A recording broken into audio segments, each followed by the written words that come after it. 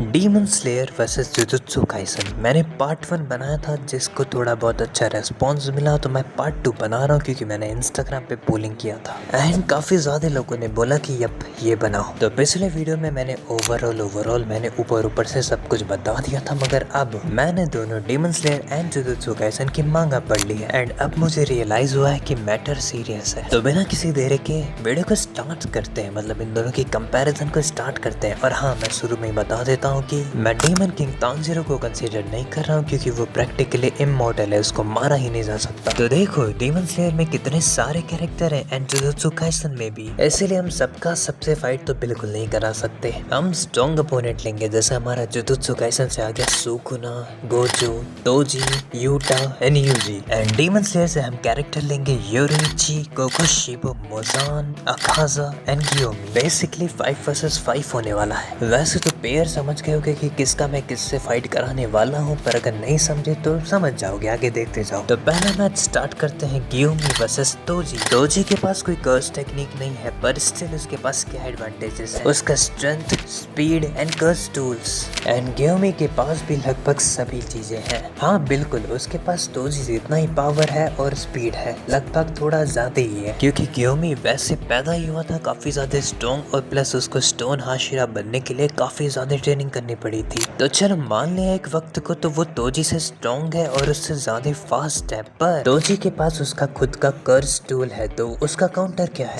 Simple बोलता हूँ कि गियोमी के पास भी उसका ब्रीदिंग स्टाइल है, प्लस उसका मार्क है, इसके साथ साथ उसके पास रेड ब्लड सॉर्ड है। अगर ये इतना इनफ नहीं है तो गियोमी के पास सी थ्रू वर्ल्ड है। सी थ्रू वर्ल्ड क्या होता है एक बार एक्सप्लेन कर देता हूँ, बार यूज करूंगा तो बार एक्सप्लेन नहीं करूंगा तो सुन लो। सी थ्रू वर्ल्ड एक ऐसी एबिलिटी है जो कि उसके ओनर को इतना ज्यादा काम कर देती है कि उसके अंदर कोई भी इमोशन रह ही नहीं जाता है। प्लस वो तुम्हारे बॉडी के अंदर के मूवमेंट्स को भी देख सकता है और उससे पता भी लगा सकता है कि तुम कितने बुढ़े हो। तुम एक्सरे विजन की तरह किसी के बॉडी के अंदर भी देख सकते हो। इतना सब होने के बाद मुझे नहीं लगता है कि तोजी ज्यादा स्ट्रॉन्ग है गियोमी से। तो गियोमी वर्सेस तोजी के बैटल में गियोमी जीत जाएगा हर एक तरीके से। 1 पॉइंट्स टू डीमन स्लेयर। अब सेकंड बैटल पे चलते हैं, अकाजा वर्सेस यूजी। देखो यूजी इतादोरी कितना ज्यादा स्ट्रॉन्ग है, वो काफी कर्स टेक्निक्स भी यूज करता है, प्लस उसका डोमेन, ये सारी चीजें यूजी को काफी ज्यादा स्ट्रॉन्ग बनाती है। और अकाजा के पास भी काफी एडवांटेजेस हैं, जैसे उसका demonic strength, speed, regeneration ability. Akaza का फाइटिंग स्टाइल है नीडल कंपास।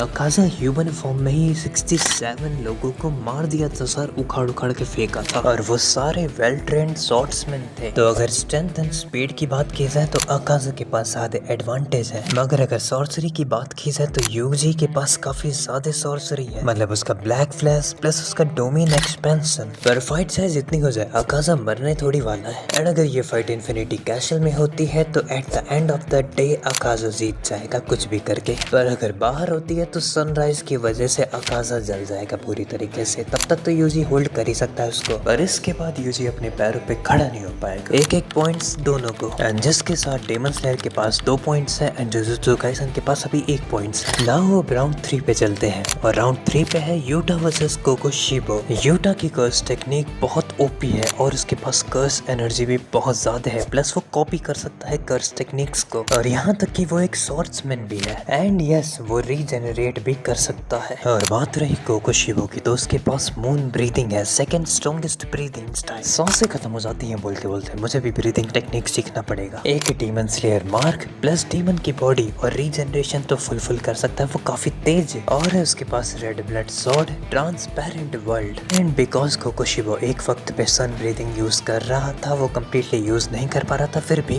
उसकी स्पीड ऑलमोस्ट सेम है लाइट की स्पीड जितनी। स्ट्रेंथ के मामले में he is stronger than Utah, पर यूटा के पास भी कुछ और टेक्निक्स हैं। स्टिल कोकोशिबो इस मैच को जीत जाएगा। तो इसी के साथ एक और पॉइंट मिलता है डीमन स्लेयर को। चलो नेक्स्ट राउंड में चलते हैं, Satoru Gojo versus Yoriichi. And ये दोनों ही अपने यूनिवर्स के हैकर्स हैं एक तरीके से, जहाँ पे योरिची स्ट्रॉन्गेस्ट से स्ट्रॉन्गेस्ट डीमन को हराने के लिए भी वही स्ट्रगल नहीं किया है, वहीं पे गोजो सातोरू इसने 1v3 कर रखा है 3 सबसे स्ट्रॉन्गेस्ट सॉर्सरर के साथ। एंड मैंने गूगल से पूछा तो उसने बोला कि मुझे नहीं पता कौन जीतने वाला है, दोनों काफी ताकतवर हैं, पर मैं बताता हूँ। सबसे पहले गोजो की एबिलिटी ले लेते हैं, infinite curse energy, regeneration, red, blue and horror purple. ये कुछ एंटी मैटर वाली पावर है। जुजुत्सु काइसन का सबसे फास्टेस्ट कैरेक्टर कैरेक्टर है, स्ट्रॉन्ग भी है एंड उसको लड़ने भी आता है, और तो और उसके पास लिमिटलेस बैरियर है, रोटी कपड़ा मकान कुर्सी वुर्सी सब कुछ है उसके पास। अरे कौन सी लाइन में आ गया। एंड योरीची की बात करें तो उसके पास स्ट्रॉन्गेस्ट ब्रीदिंग स्टाइल है, वो जब पैदा हुआ था वो तब से यूज कर रहा है, मतलब उसको कोई सिखाया नहीं है, वो सन का री इनकारनेशन ही है। Demon slayer mark, see through world, red and glowing sword, plus वो गोजो से मल्टीपल टाइम्स फास्टर है। गोजो की स्पीड है speed of lightning plus plus,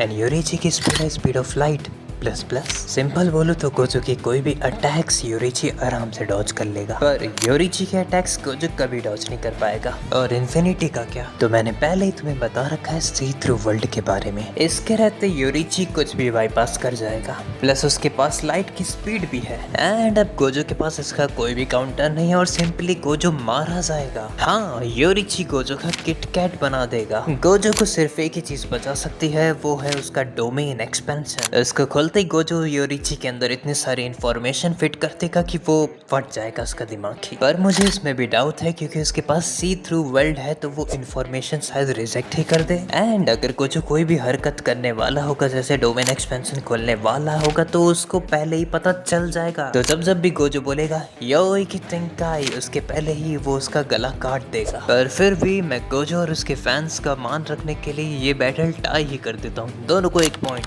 बाकी आप कमेंट्स में बताना।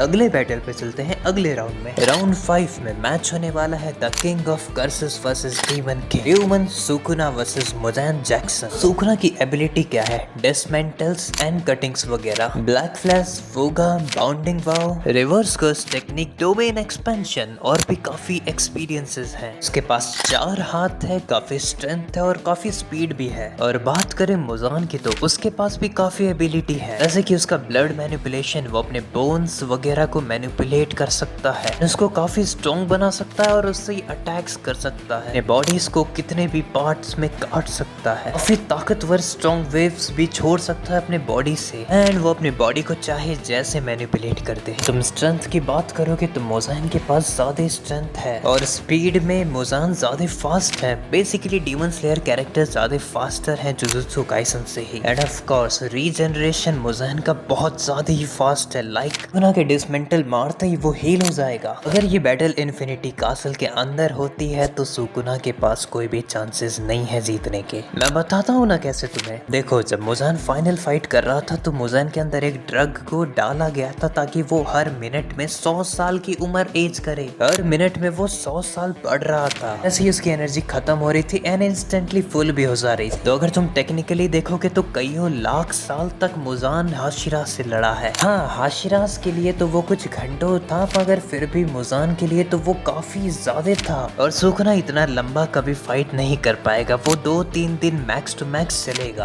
और अगर इन्फिनिटी कासल के बाहर फाइट होती है तो वो सनराइज तक तो उसको रोक लेगा आराम से, मगर सनराइज होने के पहले ही वो खुद को टुकड़ों में बांट करके भाग जाएगा वहां से। ऐसा भी हो सकता है कि वो उसको कैप्चर कर ले अपना डोमेन एक्सपेंशन यूज करके, वगैरह वगैरह। बहुत सारी टेक्निक है सुकुना के पास, इसीलिए फिर से मैं इन दोनों को 1-1 पॉइंट्स दे देता हूँ, बाकी आप डिसाइड करना। तो तुम टेक्निकली देखोगे तो 5 पॉइंट्स जाते हैं डीमन स्लेयर को एंड 3 पॉइंट जाते हैं जुजुत्सु काइसन को। हाँ, ये बताता है कि डीमन स्लेयर का यूनिवर्स भी काफी वीक नहीं है। बाकी आपका क्या कहना है कमेंट सेक्शन में बताओ, और अगला वीडियो किस पे बनाऊं वो भी बता देना। मिलते हैं अगले वीडियो में, सब्सक्राइब करके रख लो।